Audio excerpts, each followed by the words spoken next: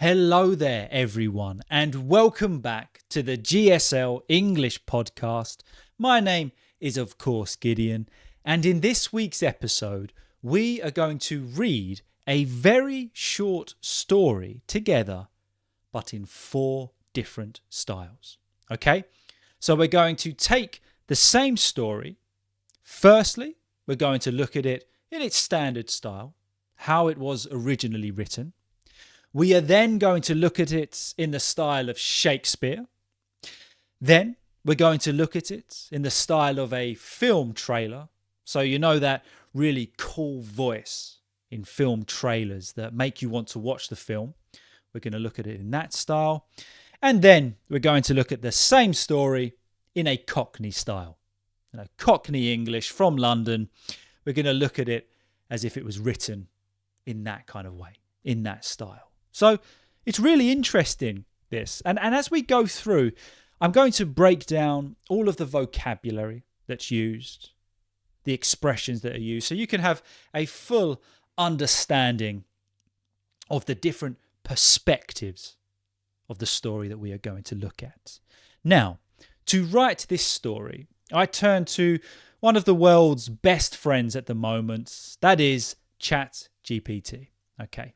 So it is responsible for the writing and perhaps any stereotypes that it puts across. And what I did was I said to ChatGPT, write me a story of a normal guy, okay? Because originally I was looking for stories that were about science fiction, or they were thriller or dramatic. And I just thought, you know what? No. Let's just read a story about a normal guy doing normal things. So I have titled the story that ChatGPT wrote for me with the very original and imaginative title, The Story of a Normal Guy with a Normal Routine. Okay? That's the title of this story. The story of a normal guy with a normal routine. So what we're going to do initially at the outset here, we're going to read the story in its standard style, just as ChatGPT wrote it, with absolutely no influence at all. This is what it put across. Okay, so we're going to read it, then we'll go through some of the vocabulary, and then we'll see how the story changes from style to style. But before we get into it, I just wanted to say a big thank you to all of you for watching this podcast each week or listening to it on Spotify. I do greatly appreciate it. And I am really loving this. I love doing these podcasts. So thank you so much for all of your support, all of your comments, all of the likes and the emails. I do see them all. And genuinely, from the bottom of my heart, it really does mean a lot. So thank you so much. And I hope you are enjoying the episodes. And I've had a few people ask me recently about private classes and group classes. Yes, I do offer private classes, so if you are interested, leave me a message in the comments. You can message me on Instagram at GSL_English, or you can send me a good old-fashioned email, GSL-English1@gmail.com. Okay, so yeah, get in touch, but mainly I just wanted to say thank you. All right, okay, if you're ready, if you've got a cup of tea, you've got a drink, you're nice and relaxed, or whatever you're doing, if you're ready, we'll start with not story number 1. This is the only story we're going to look at, but we'll look at the story in its standard style. Tom woke up at 6:30 a.m. every weekday, his alarm clock's shrill beep dragging him from dreams to reality. He rolled out of bed, groggy but determined, and shuffled to the kitchen for his daily cup of coffee. The rich aroma filled the small apartment, a comforting start to his day. By 8 a.m., Tom was out the door, briefcase in hand, blending into the stream of commuters heading downtown. Tom worked in a cubicle at a mid-sized insurance firm. His days were filled with emails, meetings, and spreadsheets. He found solace in the predictability of his routine. Lunch was a simple affair, usually a turkey sandwich at his desk while catching up on the news. At 5 p.m. sharp, Tom joined the exodus of office workers. He took the subway home, the city's hum soothing in its own way. Evenings were quiet. He'd cook a modest dinner, watch TV, and sometimes read a book before bed. Weekends were for errands, occasional meetups with friends, and moments of quiet reflection. Tom's life was ordinary, but he found contentment in the small rituals of his day. He was a single thread in the fabric of the city, each day weaving a life both simple and fulfilling. Okay, there you go. That is the story. Quite a nice little short story. So round of applause for ChatGPT. And perhaps you could tell that in the style that was written, a lot of Americanisms in there. So we're going to break those down. But you get the idea of the story. Just a normal guy working his job, perhaps a 9 to 5, and just living a normal life. And I particularly like this story because I think we live in a world at the moment that promotes that just working a 9 to 5 isn't okay. You got to be free. You got to be doing what you love all the time. And I think sometimes we lose touch with reality. That there's nothing wrong with a 9 to 5. Nothing wrong with that at all. And if it makes you happy, that's all that matters. So when ChatGPT wrote this story, it put a little smile on my face. I was really happy. I thought, yeah, you know what? It's okay. So let's break it down. Let's get the idea of the story and look at some of the vocabulary there. So Tom woke up at 6:30 a.m. every weekday. And then it said his alarm clock's shrill beep, dragging him from dreams to reality. So if we describe something as shrill, it's high-pitched and piercing. Perhaps you have that in the morning with your alarm clock, just that sound that just shocks you into life. And as he said in this story, dragging him from dreams to reality.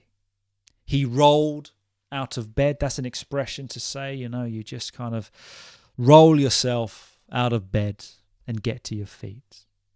Groggy, but determined. If we are groggy, we're feeling dazed, weak, just kind of working out, what am I doing today? What day of the week is it? Where am I? I don't know if that ever happens to you. You wake up and you think, what planet am I on? So he's woken up that way.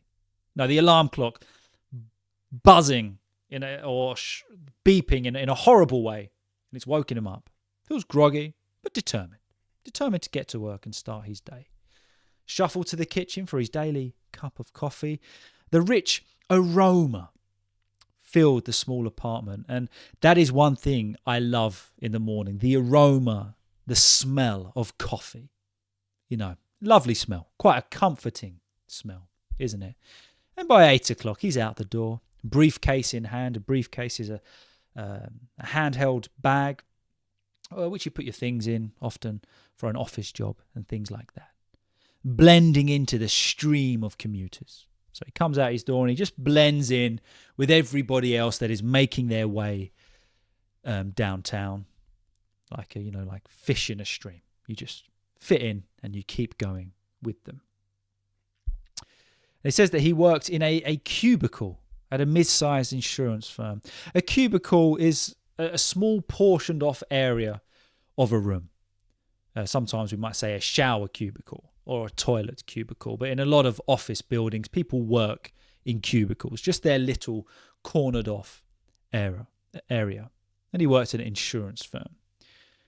Days were just filled with emails, meetings, and spreadsheets. But I think there's a really lovely point here that he found solace, comfort, or consolation in the predictability of his routine. So, okay, he was doing the same thing every day.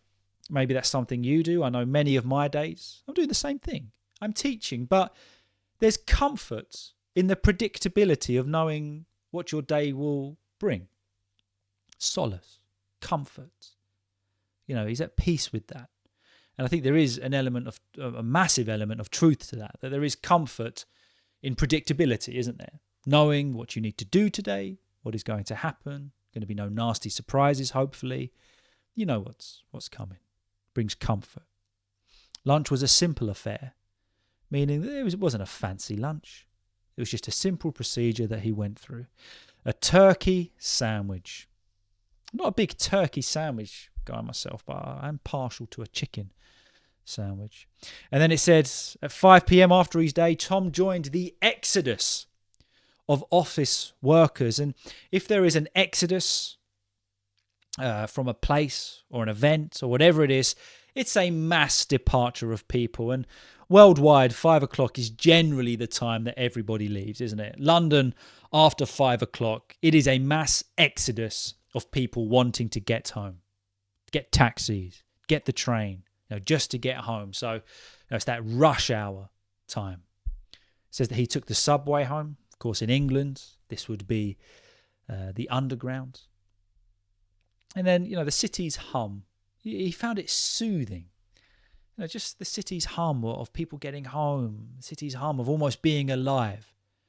I guess if that's what he knows, he finds it soothing, relaxing. And his evenings were quiet. He'd cook a modest dinner. Modest is something not too showy, not too elaborate, unassuming, just enough. A modest dinner. Maybe you're looking at some sausage and mash. Something like that. Nothing too big. He said, his weekends were for errands or for jobs. Sometimes meeting up with friends. But, nothing too fancy. And I love this point. Tom's life was ordinary. But there was nothing wrong with it. And he found contentment in that. If we are content, we are happy. We are satisfied. So that's how he felt about that day. And it describes all of these things as small rituals. A ritual is something that we do regularly or religiously. So you kind of get the idea here with this story. Just a normal guy living his normal routine, and he liked it. He was content with that. And that is not a problem. Okay? So that's it in its first style. That is how ChatGPT originally wrote the story. Okay, now things are going to get interesting. Because I then asked ChatGPT to write the same story, but in the style of Shakespeare. And it did a very interesting job. Now, I'm going to do my best to read this in a way that does put across Shakespeare. I have practiced this a few times, and every time I made mistakes. Okay? So please, go easy on me in the comments. All right? I practiced this, but go easy on me because I promise you I will make a mistake somewhere. Okay, so here we go. That exact same story, but in the style of Shakespeare. Tom awoke as dawn's first light did pierce the sky. Okay, there's already something there I've noticed. I'm putting on a different accent, which I think is just going to happen naturally. I don't know where that came from, but it felt right. So I hope you're okay with that. We're going to start at the beginning, and it appears naturally I'm going to be doing a little bit of an accent. Okay. Tom awoke as dawn's first sight. Let's just start one more time. Okay, we're just going to start this one more time because I made a mistake already. Third time lucky. Here we go. Tom awoke as dawn's first light did pierce the sky. His alarm clock's harsh cry rousing him from the realm of dreams to waking life. He rose from his bed, heavy with sleep, yet resolute in purpose, and made his way to the kitchen, where the fragrant brew of coffee awaited him, its rich scent a balm to his senses. By the hour of 8, he did depart, briefcase in hand, merging with the throng of citizens bound for the heart of the city. In a modest cubicle, Tom toiled at an insurance firm of middling size. His days were a tapestry of missives, gatherings, and ledgers. He found solace in the constancy of his labours. His midday repast was a simple feast, a turkey sandwich consumed at his desk whilst pursuing the day's tidings. As the clock struck 5, Tom joined the great exodus of office labourers. He rode the subway to his abode. The city's ceaseless murmur a strange comfort. Evenings were tranquil. He'd prepare a humble supper, watch the spectacle of the theatre box, and sometimes lose himself in the pages of a book before retiring to his chamber. The Sabbath days were for tasks, occasional merriments with companions, and moments of quiet contemplation. Tom's life was ordinary, yet in the small rituals of his day he found contentment. He was but a single thread in the grand tapestry of the city, each day weaving a life both simple and fulfilling. All right, there we go. I loved that. I think it's absolutely brilliant. And okay, for any Shakespeare fanatics out there, or anyone that studied Shakespeare, it's clearly not massively in the style of Shakespeare, but it gives it a different perspective and a different tone, doesn't it? And I would be really interested as we go through this to see which style you liked the most. And I do apologise for the accent that kind of came out there. I don't know where that came from, but I thought I would roll with it. So if you are in any way offended by that accent, I am sorry, but I'll be honest, I think there's more to come in the world of accents, world of Gideon's accents. Okay, so let's break it down. Tom awoke as dawns, as the sun was coming up, as first light did pierce the sky. So just as the sun was starting to break through the clouds. His alarm clock's harsh cry, interesting adjective there, harsh, unpleasant, rough, jarring, rousing him from the realm of dreams. If something rouses it, it stirs you, or it causes you to stop sleeping. So he goes from the realm or the state of dream to waking life. He rose from his bed, so quite clearly he got up from his bed, heavy with sleep, yet resolute in purpose. Before, do you remember it used the word groggy? Okay, so he's tired, but he's determined. I like that point. Resolute in purpose. If we are resolute, it means that we are determined. Okay? And he made his way to the kitchen with the fragrant brew of coffee awaiting him. So that smell of coffee in the air. Its rich scent of balm to his senses. Almost like it's soothing his senses as he wakes up and comes around and has his coffee. So, okay, again, leaves the house at 8. He departed, merging with the throng of citizens bound for the heart of the city. Throng is a large, densely packed crowd of people. There's some synonyms we could say: a gathering, a multitude, a mass, a band of people. So, you get the idea that there's just a lot of people that he just kind of merges in with that crowd, that throng of citizens. In a modest cubicle, again that word modest, unassuming, not too much, Tom toiled at an insurance firm. To toil is a verb that means to work extremely hard or incessantly. So Tom was a hard worker. He tried his best. An interesting wording here. His days were a tapestry of missives.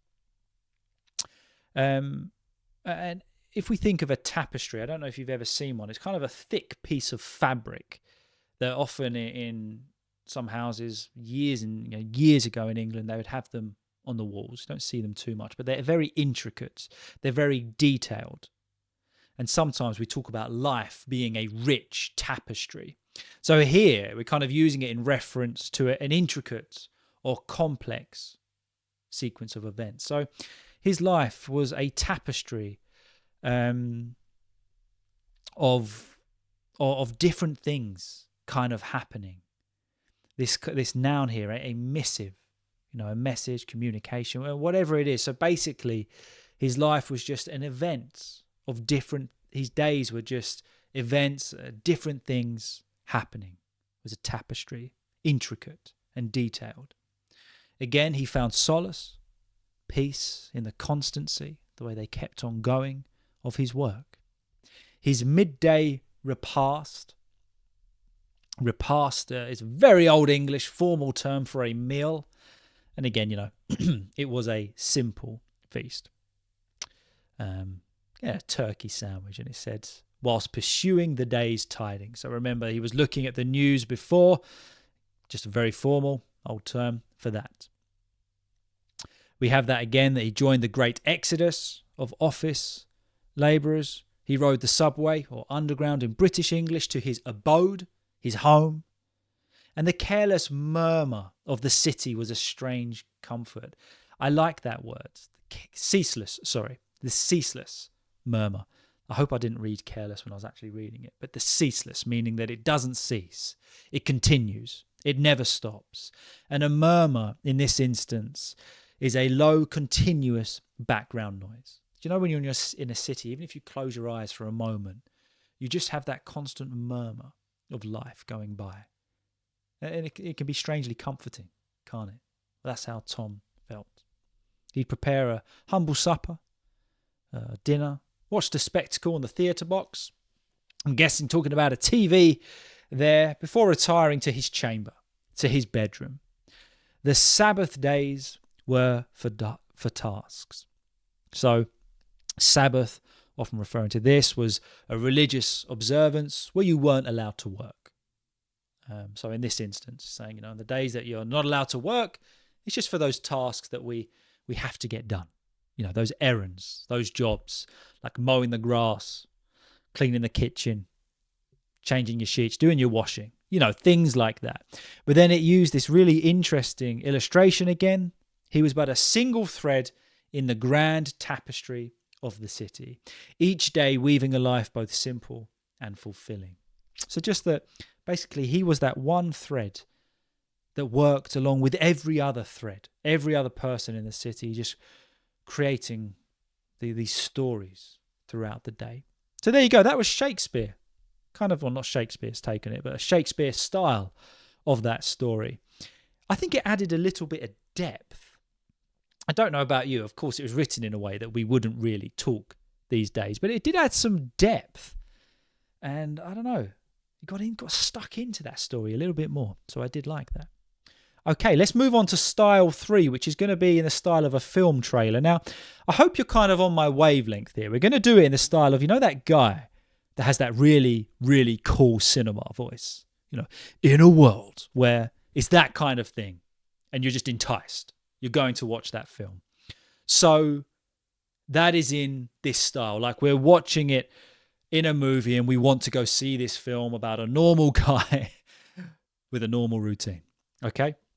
Now I can already sense there's an accent coming. There's going to be a voice coming. So let's just roll with it and see what happens. In a world where dawn breaks with the sound of an alarm, meet Tom. He rises from the embrace of his bed, his day beginning with the rich aroma of coffee. This is no ordinary morning. This is the start of another chapter in the life of a man bound by routine, yet driven by purpose. By 8 a.m., Tom steps into the urban jungle, briefcase in hand, merging seamlessly with the mass of commuters. His destination, a mid-sized insurance firm where every email, every meeting, every spreadsheet brings him closer to a sense of order in a chaotic world. Lunch is a ritual. Turkey sandwich at his desk, a moment of respite amidst the flurry of activity. As the clock strikes 5 p.m., Tom joins the exodus, the rhythm of the subway carrying him back home. The city's hum, a constant companion, guides him through the twilight hours. Evenings are a sanctuary, a simple dinner, the glow of the television, a book before bed. Weekends bring errands, the warmth of friends, and quiet moments of reflection. Tom's life is ordinary. Yet within the threads of daily routine, he weaves a tapestry of contentment. In a city that never sleeps, Tom finds his peace. This is the story of one man living a life that is both simple and profoundly fulfilling. Okay, that was weird. I know my voice changed a lot as we were going through that, but I hope you kind of sensed the vibe that I was going for there, or you can kind of imagine it. Lost it a little bit in the middle. I can agree. There was some room for improvement there. But yeah, which one did you prefer so far? Standard, Shakespeare, or that? So we're not going to go through the whole story again because I think we're getting the idea of Tom's life with his normal routine. But let's break down some of the vocabulary.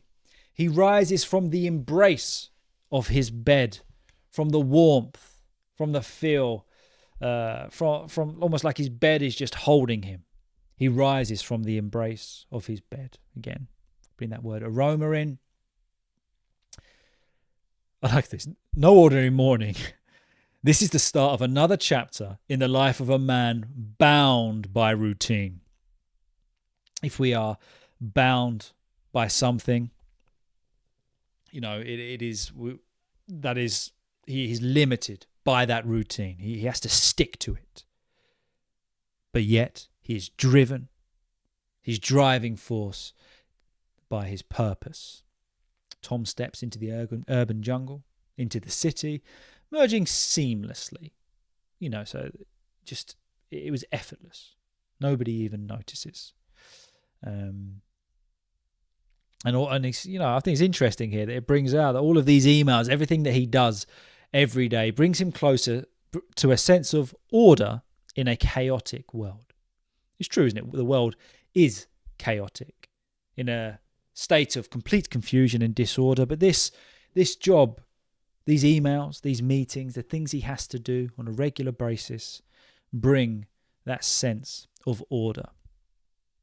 And it talks about lunch being a moment of respite, a short period of rest or relief from his work. Again, Tom joins the exodus, the mass leaving of people going to the underground. The city's hum, again, that murmur, that sound, just calming him, soothing him. Lovely wording here where it says that evenings are a sanctuary. A sanctuary is a refuge, a place we can relax. We're away from life and danger. And isn't it true that after a long day, particularly when you've worked in an office, there's nothing quite like getting home to your cozy living room with your feet up, having your dinner. It is like a sanctuary, isn't it? It's your little escape from the world. It's nice. Again, kind of the same paragraph there about, his dinner and weekends. And then it talks again about that illustration with his life is just the thread of daily routine within the city. In a city that never sleeps, meaning that it never stops, Tom finds his peace. And I like this last point. This is the story of one man living a life that is both simple and profoundly fulfilling, or extremely, on a deep degree, fulfilling. And I think that's the point. I think a 9-to-5 job or work or just having a normal life, although it's simple, it can be extremely fulfilling. And I think it's important for us to not forget that. Okay, now we're going to go into our fourth and final style. Now, this I think is going to be the most difficult one to read. And I need a disclaimer here, okay? If there are any Cockney fans out there, I'm not Cockney. And this was written by ChatGPT, so it's very stereotypical Cockney. I'm going to do my best to read it in a way that will put across the correct feeling and emphasis, but I do apologise for what is about to come out of my mouth. Okay, so style 4, Cockney. Tom woke up at the crack of dawn, his bleeding alarm clock yanking him from dreamland. He rolled out of bed, groggy as a newt, and stumbled to the kitchen for a cup of joe. The smell of coffee filled the gaff, a right cosy start to his day. By 8 sharp, he was out the door, briefcase in hand, blending in with the sea of commuters eating into town. Tom worked in a cubicle at some insurance joint. His days were packed with emails, meetings and numbers. Funny enough, he found comfort in the same old routine. Lunch was no fuss. Usually a turkey sarnie at his desk while catching up on the news. At 5 on the dot, Tom joined the mass exodus of office drones. He took the tube home, the city's humming a strange kind of lullaby. Evenings were quiet. He'd whip up a simple dinner, watch the telly, and sometimes read a book before it in the sack. Weekends were for errands, catching up with mates, and a bit of peace and quiet. Tom's life was ordinary, but he found contentment in the little things. He was just one bloke in the big old city, each day stitching together a life that was plain and satisfying.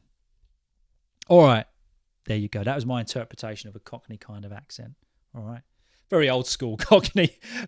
You get the idea here. It's probably going back to like Del Boy and the Only Fools and Horses style. All right. But it's very different, isn't it? So Tom woke up at the crack of dawn, early. Expression basically, if you wake up at the crack of dawn, you're waking up earlier than you would like to. He rolled out of bed. Again, we got that expression, but it just kind of links it together in the way it's written. Not rolled out of bed, rolled out of bed. Groggy as a newt. Interesting expression there. A newt is a small, slender-bodied amphibian with lungs and a well-developed tail. Okay, so you get the idea. For a cup of joe, stumbled into the kitchen for a cup of joe, which is a coffee. Smell of coffee filled the gaff. The gaff is, in this particular instance, is his home, where he lives. And it was a right cosy start to his day, meaning that it just started his day right. He liked it. I feel like I'm still doing the accent. I'm not meaning to, but I feel like I am for some reason. And again, just blending in with the sea of commuters, just blending in. It was seamless. The way he would join that mass of people making their way to work was seamless. Worked in a cubicle, remember, a box, or not a box, a little square where he would work. It says here, funny enough, believe it or not, he found comfort in the same old routine. Just found that he loved it. Comfort, stability in routine. There's nothing wrong with it. Lunch was no fuss. Wasn't anything fancy. It wasn't anything too much. Just a simple turkey sandwich, or as it says here, a turkey sarnie. I was catching up on the news. Absolutely nothing wrong with that, is there? At 5 on the dot, meaning bang at 5 o'clock, Tom would leave the office and join the mass exodus of office drones, meaning that basically just droning, doing the same thing. And it talks about the cities humming a strange kind of lullaby, almost like a nursery rhyme to put you to sleep. In the evenings, he'd whip up a simple dinner. To put some food together quickly is what that phrasal verb means, to whip up. And he'd read a book before hitting the sack, going to sleep. Weekends were errands, catching up with mates, so meeting with mates, just catching up over the week, maybe over a pint at the pub, and then a little bit of peace and quiet. To me, that's the perfect weekend. Just meeting with some friends, and then just a bit of peace and quiet. Although this weekend, going to be watching the Euros final, England and Spain. Who are you rooting for? Let me know in the comments. And, again, coming back to the main point of this story, which I particularly like, Tom's life was ordinary, but he found contentment in that. Just one bloke in a big old city, just getting by, just enjoying a simple life. So there you go. We had that story in 4 different styles. And isn't it interesting how each style brought just a little bit of a different perspective? And I really prepared that just for a little bit of fun, but I also think it's interesting how each style brings new vocabulary and expressions to the table. So I'm pretty sure you would have come away with that with some new understanding or approach to the English language, but also some new vocabulary and expression. So if you did enjoy that, I will do it again. If you didn't enjoy it, let me know, and I won't. But yeah, I'm open to any ideas with this podcast. So if you ever have any suggestions, please do let me know. But just thinking about my thoughts on that story. Well, okay, it's a very short story written by ChatGPT. It wasn't supposed to have a deeper meaning. But I think, sometimes we, particularly with social media and things that are portrayed about people's lives now, we put so much pressure on leading an extraordinary life. Which for some people, that's what they want, that's what they achieve, and that's absolutely great. But just for the normal person, perhaps you and I, we just work 9 to 5. We wake up, we have our coffee in the morning, we go to work, perhaps we finish at 5, 6 o'clock, spend the evenings with the family, and then we enjoy our weekends. Now, I don't know about you, but I love that. I love that part of life. I like the routine, I like the simplicity, and work into the evenings, recording these videos sometimes, but it's nothing complex. And I think sometimes it's nice to tell people that you're okay with that. Because I think sometimes there's almost a bit of pressure, working a 9 to 5. When are you going to get out of it? Or when are you going to move up in the next step? Well, sometimes you just have to be content with what we have, and just enjoy the current situation. And I particularly like that. I think it was in the Shakespearean style. No. Or was it in the film trailer style? Yeah, this is the story of one man living a life that is both simple and profoundly filling. Life doesn't have to be extravagant to be fulfilling. I thought that was a really, really nice point. Very good. So I hope you enjoyed that. I hope you are enjoying all of the podcasts. As I say, always here to help. And as long as I can keep putting this content out, I most certainly will. But thank you. As always, we've got a few very interesting guests coming up over the next couple of weeks that I'm very excited to introduce you to. I'm sure many of them you will be familiar with. I love doing those conversations. I really do. One, because it means I don't have to talk for as long. Two, it means you don't get bored of me nattering on and expressing my opinions and doing weird accents like I did today. And three, I just think what these other teachers and what these guests bring to the channel, it is invaluable. The experience that they bring and the points and the opinions that I just don't know. I think you can really learn a lot from different perspectives on the same subject. But there you go. Thank you so much for watching. I do appreciate your time. I hope you enjoyed that, and I will see you all very soon. Have a good one, guys.